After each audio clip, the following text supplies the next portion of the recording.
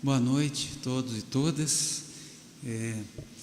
Nós estamos aí vivendo os 500 anos da reforma religiosa do século XVI. Todos sabemos que nós somos uma comunidade de origem protestante, né? Uma comunidade ecumênica, uma comunidade multirreligiosa, que preza pelo diálogo, né? E historicamente, como disse o Rubem Alves lá no seu livro Dogmatismo e Tolerância, somos protestantes, né? Não se trata nem de uma escolha, não se trata nem de algum orgulho em dizer isso, mas nós somos frutos do protestantismo, e essa comunidade, ela é uma herdeira legítima, né, desse sonho protestante, da liberdade, do amor, enfim. E nesses 500 anos da reforma que estamos celebrando nesse ano, estão acontecendo muitos eventos no mundo todo, e no Brasil mesmo, muita coisa acontecendo. No primeira segunda-feira de julho nós teremos aqui um evento na nossa igreja, o lançamento de um livro, Ecumenismo e Reforma, com teólogos católicos, protestantes, né? Todos estamos convidados e convidadas. E nesses próximos meses, a nossa ideia então é a gente trabalhar um pouquinho dos textos paulinos, dos textos, né, do apóstolo Paulo. Então essa é a nossa proposta nesses próximos meses agora. Por quê? Porque os textos paulinos foram fundamentais para a compreensão de Calvino, de Lutero e dos grandes reformadores, principalmente a carta aos Romanos, né? Lutero dizia que quem lê a carta aos Romanos entende o Antigo Testamento. Eu até agora não descobri isso, mas, né, tal era a densidade dessa carta, a importância para ela, sobretudo essa noção do verso 17 do capítulo 1, de que o justo viverá pela sua fé, né? Então, a nossa ideia é a gente entrar um pouquinho nos textos paulinos, a teologia de Paulo, as cartas de Paulo. É muito curioso, porque alguém já disse que os católicos, né, trazem mais a herança dos evangélicos, a herança dos evangelhos, Mateus, Marcos, Lucas, João, e os protestantes têm mais a marca paulina, das cartas paulinas. É curioso, porque são 27 os livros do Novo Testamento, e se a gente tirar os 4 evangelhos, o Apocalipse, os Atos dos Apóstolos e mais alguma coisa, sobram aí 22 livros, cartas, epístolas, e-mails, se vocês querem um termo atual.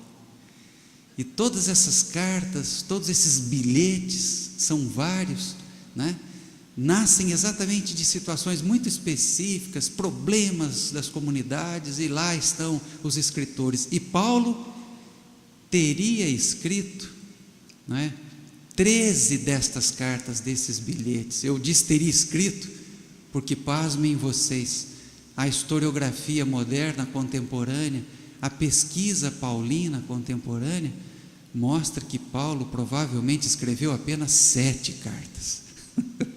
Lenita, daqui uns 50 anos vai baixar isso para 3. 7 cartas, e são elas: Romanos, Gálatas, Filipenses, 1 Tessalonicenses, 1 Coríntios, 2 Coríntios e Filemão. Essas seriam as cartas de Paulo. Isso ele escreveu. Escreveu não, editou. A carta aos Romanos, por exemplo, ele ditou para Tércio que escreveu. Mas teriam sido 7 as cartas paulinas. E as outras são chamadas deuteropaulinas. Por quê? A figura de Paulo era uma figura tão forte, tão impressionante, que o pensamento de Paulo foi sendo apropriado, foi sendo tomado. Alguém queria dizer que tinha autoridade, que estava escrevendo uma coisa, né, evocava o pensamento de Paulo. E aí provavelmente muitas cartas foram atribuídas a Paulo, mas não eram deles. E uma coisa curiosa,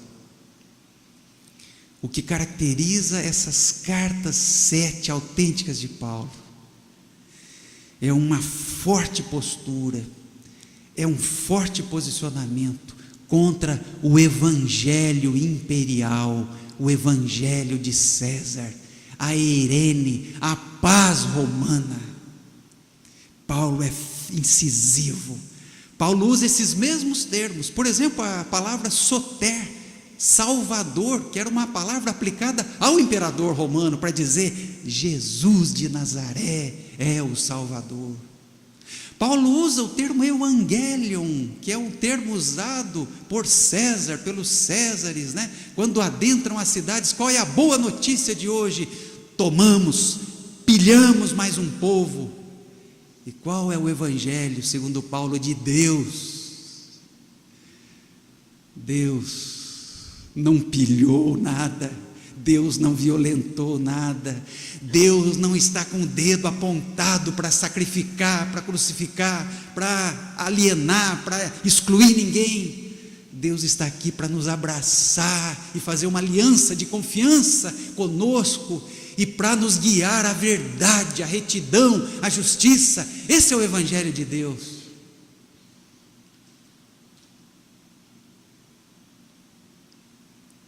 E eu queria começar essa série de estudos, de mensagens, nessa carta do apóstolo Paulo aos Romanos. E gostaria de ler alguns versículos para vocês e fazer um breve comentário. Então, vamos falar de Coríntios, vamos falar de Filemon, vamos falar dessas cartas de Gálatas. E se vocês, né, como bons alunos e alunas, aceitarem uma tarefa, leiam para esses próximos domingos a carta de Paulo aos Gálatas, porque a carta de Paulo aos Gálatas é uma carta onde ele fala um pouquinho da história dele, como é que foi a formação de Paulo, das coisas que aconteceram com ele, o que fez de Paulo, né, essa figura tão importante, e que até hoje suscita amores e ódios. Paulo é ao mesmo tempo o grande teólogo do cristianismo, como ao mesmo tempo o cara mais misógino, mais chato, mais duro, o teólogo mais horrível nesse sentido. A figura de Paulo é uma figura muito controversa, né? Mas sem dúvida isso se deve a essas cartas pseudo-paulinas, né, que contrariam aquilo que Paulo disse. Paulo misógino, Paulo a favor do homem, o homem em primeiro lugar. Paulo, é só ler Gálatas. Em Cristo não há homem, não há mulher, não há liberto, não há livre. Em Cristo não há negro, não há branco, não há judeu, não há gentio. Em Cristo nós entendemos, sabemos, experimentamos o que seja ser uma eclésia tuteu, uma eclésia, outro termo romano, sobretudo grego. Eclésia é a palavra para dizer assembleia. Os cidadãos livres se reuniam para decidir o futuro da cidade, reunidos na ágora. O que faremos? Lá não estavam as mulheres, lá não estavam os escravos, lá não estavam os estrangeiros. A eclésia de Cristo tem escravo, tem mulheres, tem excluídos. É uma coisa revolucionária. E quando a gente lê esse evangelho paulino, porque é um evangelho antes dos evangelhos. Gente, o primeiro evangelho, que é o de Marcos, foi escrito no ano 70. Sabe quando que Paulo escreveu essa carta aqui aos Romanos? 57. Sabe quando Paulo escreveu a carta aos Coríntios? 55. Sabe quando Paulo escreveu a carta aos Tessalonicenses, a primeira? 50, 52. E aqui arde essa chama da liberdade, esse evangelho, essa boa notícia. Deus nos quer livres. Deus nos quer uma comunidade não hierárquica.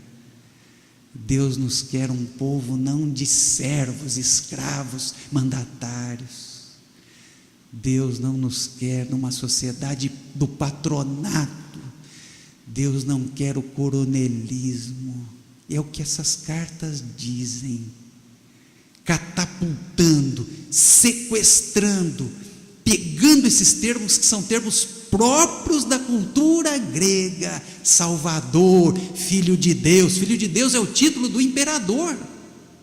Evangelion, essa palavra que é dita quando no Arco do Triunfo o imperador chega com as suas tropas.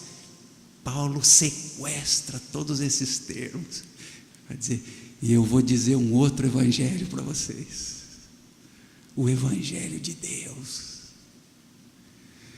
Aqui, Lenita, não tem hierarquia, aqui ninguém manda em ninguém, aqui todos nós somos santos, não porque sejamos perfeitos, mas porque fomos iluminados por essa luz maravilhosa, que mexe com a vida da gente, transforma a vida da gente, provoca uma metanoia, uma transformação. A gente vira uma metamorfose ambulante. Aqui reina o amor, o amor. Esse é o evangelho paulino, e é isso que Paulo vai dizer em Romanos, é isso que Paulo vai dizer em Gálatas, é isso que Paulo vai dizer em Filemão, com os limites do seu pensamento. Não queiramos, Lu, ver em Paulo um homem defendendo, por exemplo, as relações homoeróticas. Não dá. Não queiramos ver em Paulo fazendo a defesa veemente da liberdade e condenando toda forma de escravidão. A gente percebe que isso está dentro de Paulo, tanto que quando ele escreve a carta a Filemão, ele vai dizer para Filemão: Filemão, trata Onésimo como um filho amado, agapetós, um filho do amor, cuida dele. Onésimo é um escravo. Paulo só não consegue dizer a palavra que nós tardiamente dissemos aqui em 1888, né? O último país da América Latina a dizer essa palavra, né? Chega de escravidão. Paulo só não diz isso nos anos 50, mas pensa assim, e talvez não diz para não ser preso, talvez não diz porque se dissesse, esses textos não teriam chegado a nós, mas é isso que ele pensa. Não dá para ter escravo, não dá para ter alguém que seja servo de ninguém nessa vida. Esse é o evangelho de Deus.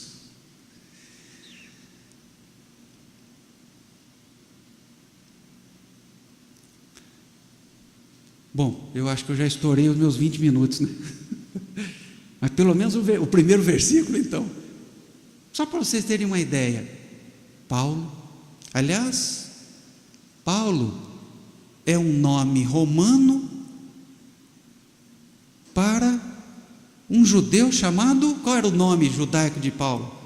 Saulo, que nascera em Tarso. Não nasceu na Palestina, não nasceu em Jerusalém, nasceu em Tarso, lá perto da Turquia. E era comum os judeus da diáspora, né, que estavam espalhados pelo mundo. A história judaica é uma história de diáspora, né, de peregrinação, é uma história de exílios, é muito forte isso. Paulo é um exilado, e era comum os judeus exilados darem-se um nome romano. O nome romano de Saulo era Paulo. Paulo, servo de Jesus Cristo, chamado para ser apóstolo, separado para o evangelho de Deus. Evangelion tuteu, e não o evangelho de César, e não o evangelho de Cláudio. Cláudio havia expulsado os judeus, os cristãos, lá nos anos 40 da cidade de Jerusalém, de Roma, expulsou todo mundo. Depois veio Nero, já ouviram falar de Nero? Depois veio Calígula. Toda essa turma é a turma da época de Paulo. Doulos, escravo de Jesus Cristo. Não tenho títulos, não tenho vaidades, não tenho posses, sou um escravo de Jesus Cristo, servo de Jesus Cristo, separado por Deus para anunciar esse evangelho poderoso, extraordinário. Não o evangelho imperial, não o evangelho da paz romana, que diz a mesma coisa: paz, paz, paz, mas a que preço? Ao preço do silêncio dos mais fracos, ao preço da opressão dos mais frágeis, ao preço da boca fechada, ao preço da humilhação das mulheres. Paulo, servo de Jesus, para anunciar a boa notícia de Deus. Aí ele vai dizendo algumas coisas nessa primeira parte, depois vocês podem olhar em casa. Eu estou louco para ver vocês, porque, curioso, talvez a carta mais forte de Paulo, a carta mais densa, a carta mais que resume toda a teologia paulina, é uma carta escrita a uma igreja que Paulo não conhecia, e é isso que ele vai dizer nesse começo. Eu estou louco para conhecer vocês, para passar por aí. Paulo estava em Corinto, 57, 58, recolheu uma grande oferta que foi feita aos pobres de Jerusalém, que estão passando fome. Vai para Jerusalém, e nesse movimento ele escreve para a igreja de Roma, diz: olha, eu quero chegar aí, eu quero ir para a Espanha, se Deus quiser, eu quero ir aí para repartir alguma coisa com vocês, para receber alguma coisa que eu não tenha. Bart, comentando essa carta, vai dizendo: que bonito. O exemplo de Paulo não é pelas coisas que ele tem, que ele possui. O exemplo de Paulo é pelo seu esvaziamento, por essa percepção: eu não tenho nada, repartam comigo, eu preciso de vocês, e se eu puder dar alguma coisa minha para vocês, vamos trocar. É isso que ele fala nesse começo. É uma saudação bem cumprida, diferente da carta aos Coríntios, diferente da carta aos Gálatas. É uma pequena saudação: Paulo, apóstolo de Jesus Cristo, servo de Deus, graça e paz. E depois ele já passa para o assunto da carta. Nessa carta ele fala porque não conhece, escreve mais pela falta de intimidade, mas para chegar no ponto. E aqui eu termino, que é o verso 17. Eu estou disposto a comunicar a vocês o evangelho de Deus. E aí ele vai dizer no verso 17: pois eu não me envergonho do evangelho, porque é o poder de Deus para a saúde, Samuel, para a saúde, Lenita. De quem? De todas as pessoas que creem. Olha que coisa universal. Não é uma lei mais que salva. Paulo é corajoso dizer isso, né? Não é o ser romano, o sangue romano, não é o sangue judaico, não é o ser homem, ser mulher, não é o ser religioso, não é o estar em Jerusalém. Aliás, Jesus já tinha dito isso com tanta clareza. Numa espécie de desmoronamento de todos esses lugares tradicionais pelos quais é possível uma experiência de salvação, uma experiência do abraço divino. Todos e todas que creem. E Paulo vai dizer, acrescentando, primeiro os judeus, né? Depois os gentios. Talvez o faça porque quando os judeus começaram a voltar, depois que Cláudio reabriu a cidade de Roma, alguns cristãos que ficaram tiveram algumas dificuldades com aqueles que voltavam. Talvez por isso Paulo tenha dito isso, e disse lá no capítulo 15 da sua carta: por favor, acolhei-vos uns aos outros. Essa certamente era uma questão. Então, primeiro o judeu e depois o grego, um politicamente correto aqui paulino. Mas o evangelho é o poder de Deus, o evangelho de Deus.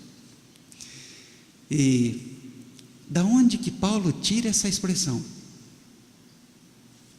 O justo viverá pela fé. Da onde que ele tira isso? Alguém sabe? Da onde ele não criou isso? Onde é que ele foi buscar isso? No meio daquela balbúrdia, no meio daquelas injustiças, no meio daquela coisa aviltante que era o sofrimento dos mais fracos, dos mais pobres. onde é que Paulo vai tirar essa expressãozinha? Onde que ele vai buscar isso? O justo viverá por fé. Que Lutero pegou, construiu a sua teologia sobre esse versículo aí. Aliás, deu uma forçada de barra. Porque sabe como é que Lutero traduziu? O justo viverá somente pela fé. Claro que aí dando uma agulhadinha, né? Não pelas obras, somente pela fé. Karl Barth, em 1919, escreveu um livro revolucionário, a grande obra de teologia do século XX, um comentário da carta aos Romanos. Como é que ele traduziu esse texto? O justo viverá pela fidelidade de Deus. Barth queria enfatizar que é Deus que nos sustenta, não os nossos títulos, não as nossas posses, é a fidelidade de Deus, é o amor de Deus, é a graça de Deus. Deu uma mudadinha no texto também. Da onde que Paulo tira isso? Paulo pesca isso lá no profeta Abacuque. E sabe o que Abacuque está dizendo? Ai daquele que acumula o que não é seu, daquele que a si mesmo se carrega de penhores. Abacuque, 6º século antes de Jesus Cristo. Ai daquele que ajunta em sua casa bens mal adquiridos, para pôr em lugar alto seu ninho, a fim de livrar-se das garras do mal. Ai daquele que edifica a cidade com sangue e a fundamenta com iniquidade. E aí vai. Abacuque coloca tudo isso e, pelo amor de Deus, eu não aguento mais. Alguma coisa está fora da ordem. Alguma coisa está torta nesse mundo, alguma coisa, não é possível.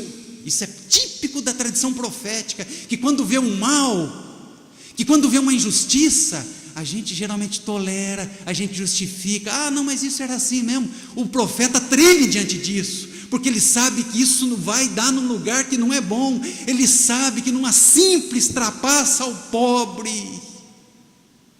Aquilo é o fim do mundo, é o apocalipse para o profeta.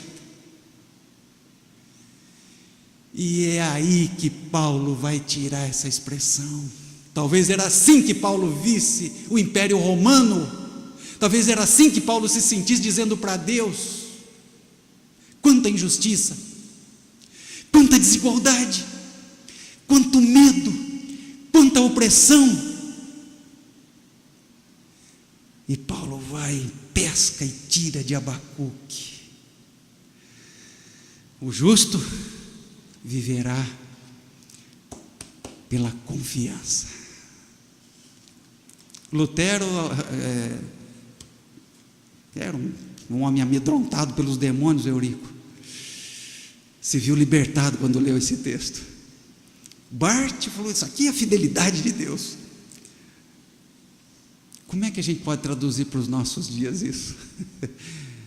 Eu pensei aqui, terminando, que talvez a gente pudesse trocar essa palavra fé, que está tão cheia de beligerância, está tão cheia, está tão eivada dessa ideia das guerras, da fé, a fé como uma força, a fé como um punhal, a fé como uma...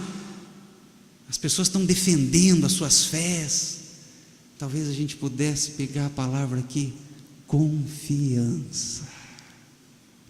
E talvez, numa heresia minha, a gente pudesse dizer mais, que trata-se de dizer que a vida sobreviverá, a justiça sobreviverá, não só quando restituirmos a nossa confiança em Deus, que não é um olho sem pálpebras, querendo castigar, como pensava Lutero. Essa foi a sua libertação. Mas talvez mais do que isso, quando a gente conseguir restaurar, restituir, viver parcialmente que seja, a confiança uns nos outros.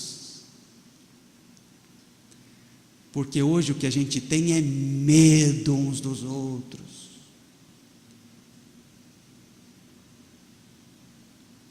E é muito interessante que quando Paulo vai começar a descrever o império, quando ele vai começar, eles trocaram a verdade pela injustiça. não tem verdade. É só trapaça. É só trapaça. É só conchavo. É só acordo silencioso. É só tramar o mal.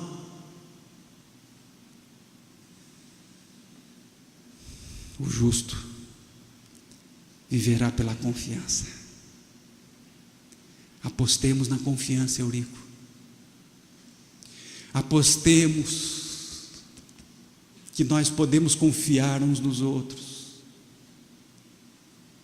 Embora parece que tudo parece destruir essa possibilidade de confiarmos uns nos outros. Parece que tudo nos diz, ao invés de amai-vos uns aos outros, armai-vos uns contra os outros.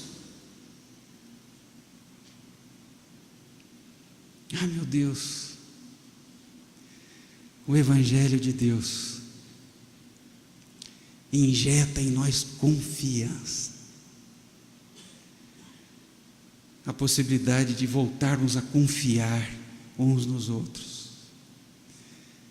Vocês confiam nas nossas instituições políticas?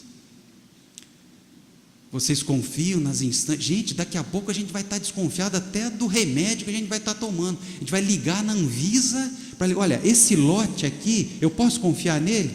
E aí a gente vai ligar depois lá para uma outra instância, porque a Anvisa a gente também já não pode confiar. É uma crise de confiança, é uma crise de falta da verdade, é uma crise de falta desse fundamento. O justo, a vida sobreviverá pela confiança.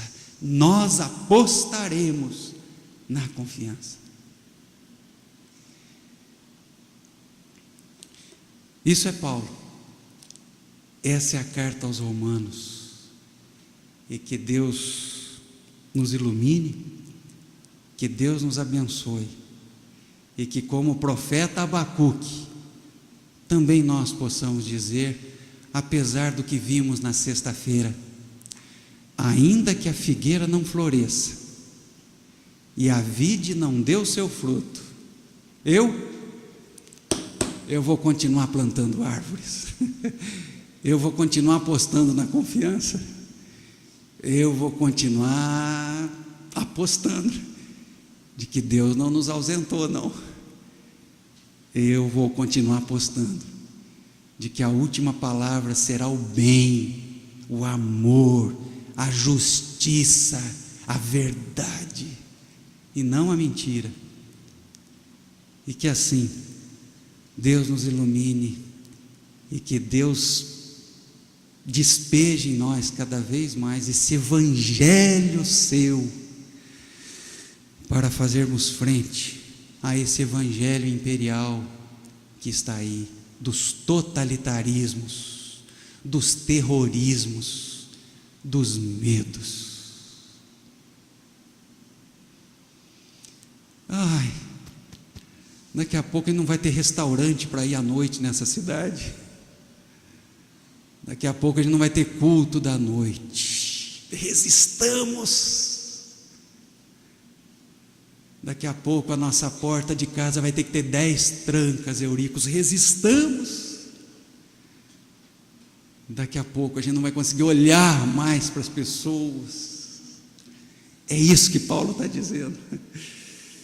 É o Evangelho de Deus que não nos deixa sermos ludibriados por esse Evangelho imperial. Que Deus nos ilumine, que Deus nos abençoe, e que continuemos plantando as nossas árvores de confiança, de crédito, de dar crédito ao outro, à vida, para que a vida possa continuar e Deus possa nos usar como seus servos para anunciar esse Evangelho do qual o mundo precisa mais do que nunca. Desculpem o tempo. Amém.